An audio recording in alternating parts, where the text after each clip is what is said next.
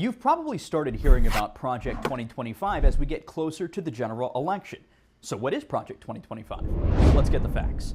Project 2025 is a nearly 1,000-page document that was launched last year, and the people behind it call it a, quote, presidential transition project.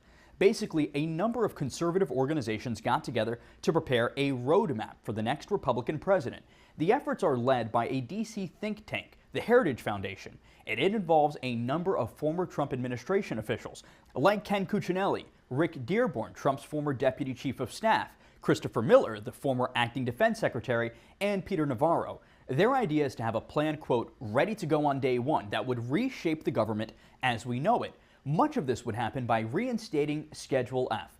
That's a Trump-era executive order that would reclassify tens of thousands of federal workers so they can be fired more easily. Now, how would that work? Well, right now there are about 2 million federal workers in government agencies across the country, and they remain in those jobs no matter who's the president.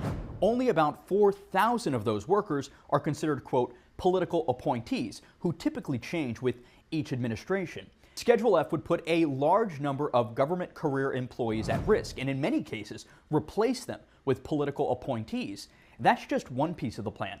Other parts call for dismantling the Department of Homeland Security and reassigning some of its functions, eliminating the Federal Department of Education, and top-to-bottom overhauls of the Justice Department, including curbing its ability to operate independently from the White House. And the agenda isn't just about how the government functions, but also who it reaches, with agendas that could have immediate impacts on families, like page 592 of the plan, which outlines big changes to who earns overtime, saying that, quote, overtime requirements may discourage employers from offering certain fringe benefits. And the agenda also advances the push for abortion restrictions, specifically calling to reverse the approval of chemical abortion drugs, such as mifepristone. All of this, Project 2025 says, could be enacted by installing top allies into acting administrative roles to bypass the Senate confirmation process. And that wouldn't be the only part of Project 2025 that would bypass Congress. Remember, presidents typically rely both on the House and Senate to make laws and put policies in place. But many legal scholars say Project 2025 leans into a view of executive power that suggests the president has broad authority to act alone.